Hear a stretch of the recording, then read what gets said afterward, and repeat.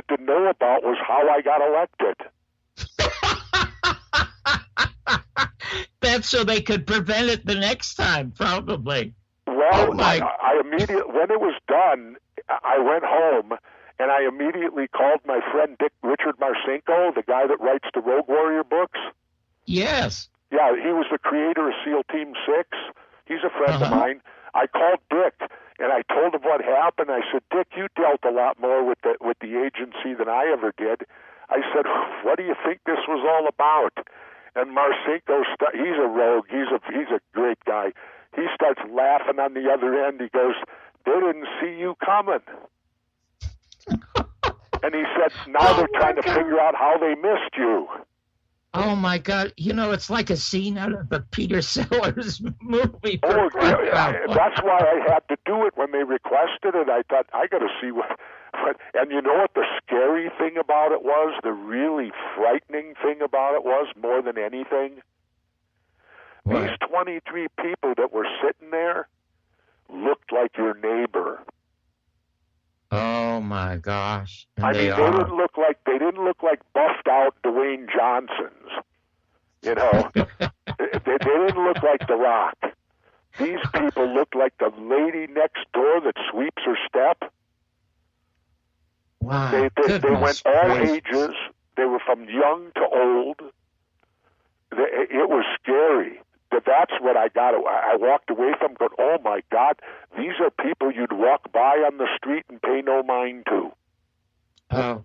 And I was asked that one time. When I got out of the Navy, a few of my buddies went into some interesting jobs, and I asked one time, how come when I got out, nobody offered me no jobs like that? And he looked at me and he started laughing.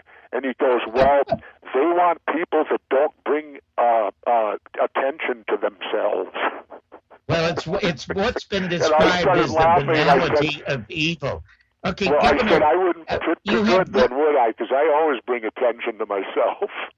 Well, but you do it in an interesting and informative way. I mean, you're a gem. Okay, now you're involved still to this day in informing America, and you're still politically active. Now, in 2008,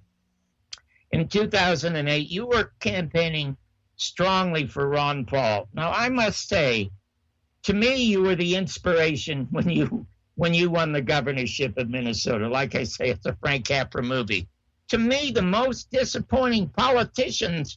And I put a bumper sticker of Ron Paul on my car. It's the only man that Jefferson would vote for. I couldn't get it off, so I had to sell my car because he never lived up to his promise of hopefully running in a third party.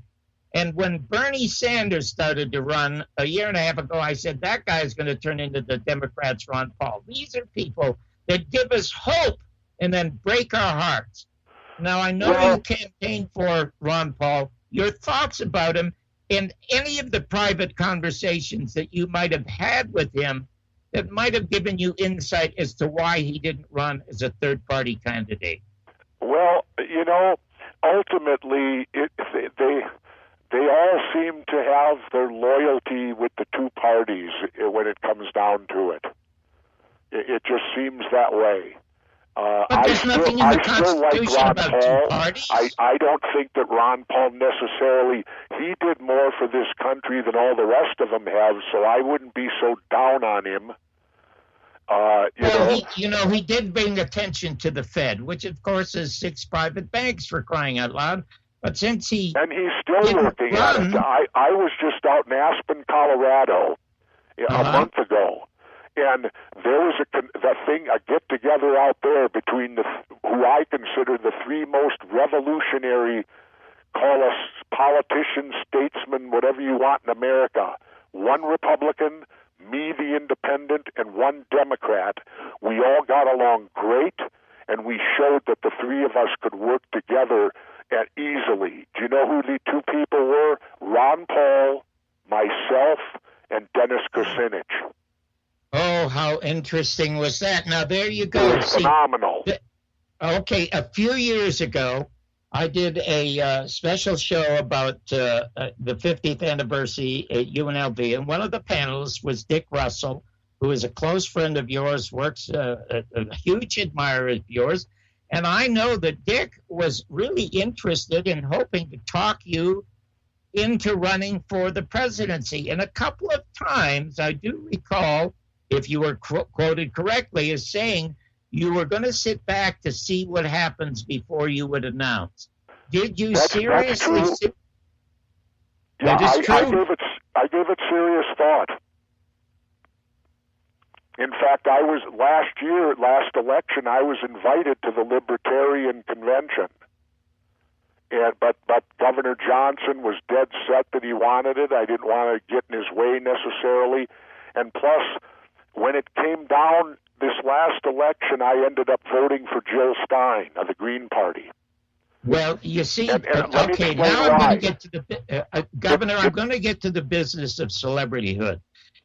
Had Dr. Johnson been smarter, he would have turned it over to you, because you are one of the most phenomenal celebrities in America. America's now drenched in this celebrity culture, and we only follow celebrities. So I'm going to ask you this particular question. I have always said I'm opposed to any of these JFK conferences in Dallas or New Orleans or Pittsburgh or wherever. They're all meaningless. Jim Garrison solved the case. It's an open case at the Justice Department. There are people alive today who should be questioned. At the end of our movie, we deliver that wanted poster to the Justice Department. I've always said November 22nd should be America's Bastille Day. All of these people should get together and march on Washington. But there are only two people in this country today who are celebrity enough, who have credibility enough to lead such a march, and that is yourself and Oliver Stone. Is this something that has ever crossed your mind?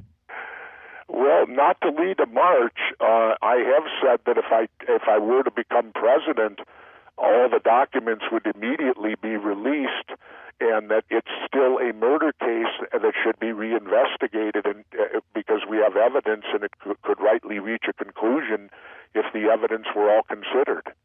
And I believe strongly that a coup d'etat took place that weekend or that week, and we have not truly been in control of our government ever since.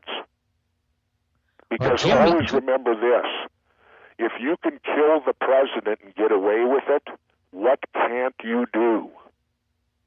Well, that is exactly right. Governor, you did, and I listened to it often, a wonderful, wonderful show. It was called Off the Grid. What happened to Off the Grid? And then now you must tell me how you ended up, thankfully, at Russian TV. I mean, it seems we're getting better news about what's going on in America from Russian TV than we'll yes, ever we get. Are. Well, what happened to Off the Grid? And tell me about your new show. Here's how Off the Grid came about. I was doing a book tour because I live in Mexico now, roughly 3 to 4 months every winter. And I was back up doing a book tour, and How to show up with Coca-Cola Energy. You're tired and you're thinking of canceling on your friends. Don't do it! Every time you cancel on a friend, a unicorn loses its horn and becomes a regular horse. Do you really want that on your conscience? Instead, grab an ice-cold can of Coca-Cola Energy with delicious Coke taste and reinvigorating energy. Keep the unicorns alive! Show up every day with Coca-Cola Energy. Energy you want, taste you love. How to show up with Coca-Cola Energy. You're tired and you're thinking of canceling on your friends. Don't do it! Every time you cancel on a friend, a unicorn loses its horn and becomes a regular horse. Do you really want that on your conscience? Instead, grab an ice-cold can of Coca-Cola Energy with delicious Coke taste and reinvigorating energy. Keep the unicorns alive! Show up every day with Coca-Cola Energy. Energy you want, taste you love. And I did an interview with Larry King, and I thought Larry had left the air, but he had gone into partnership with a Mexican gentleman and created Aura TV on the internet. So I was intrigued by that, and they made me an offer that I could do the show down and off the grid in Mexico, where I only had to drive into town they'd have a thing, and because it's internet, all you got to do is be able to lock onto the satellite. It don't matter where you're at.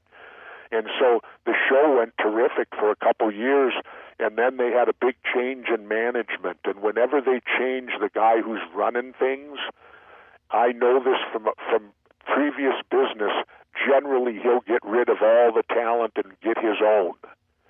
And I had over 1 million people were tagged into Off the Grid. And I some days I was 80% of their hits. And they basically made me an offer that was laughable, which is telling you move on. So I moved on. Gosh. But what happened was this.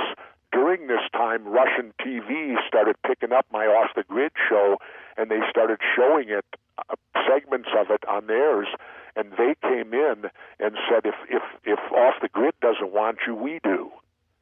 So I negotiated. I say this proudly. I was with the William Morris Agency, and they called to congratulate me. They said in their long, illustrious career out there, it's the first time they've ever did a deal with Russia. Oh, how wonderful is that?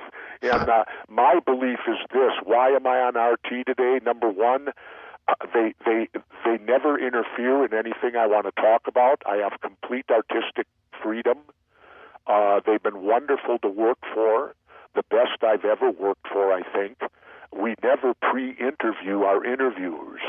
You go to all these other networks, they do pre-interviews with you because they want to know what you're going to talk about. They want to be able to censor you. The interviews then turn out flat because you've wasted it before you go on the air. It isn't even that. It's just they want to be able to know where not to go, what you might say, so they can try to limit you and direct you the way they want you. At RT, that is a no policy. We bring people on, and they're free to say anything they want. We bring them on because they may have something we can learn about the subject. And well, so, I would only hope that... And I want to do this. I'm tired of the Cold War.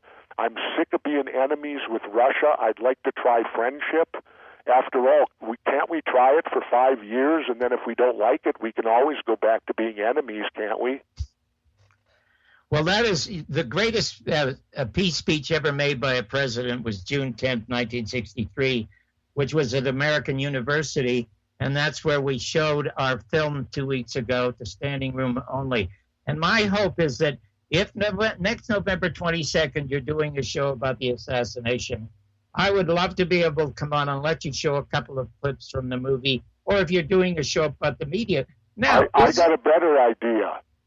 Between now and April, how about having you on my show so we can keep their feet to the fire before they delay it any longer and continue to break the law?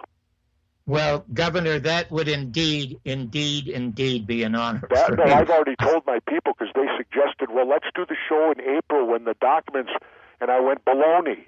I said, you got to keep the heat on them, otherwise they're going to delay April till next year, the year after. And I said, so you got to keep the heat on, so I would rather do JFK stuff prior to the documents being released. Oh, how smart, because it was June 10th that he did that speech, and a lot of people gather at Lincoln Center on June 10th instead of November 22nd. But for you to do that in April, which is around April Fool's Day, that would be fantastic. No, I want to do it before that. I want to do it like in February, so that we keep the heat on. I want to keep the burner. You got to keep in order for water to boil, you got to keep the fire going. Well, I'm going to send you the 2 more DVDs, so I have a couple of last questions.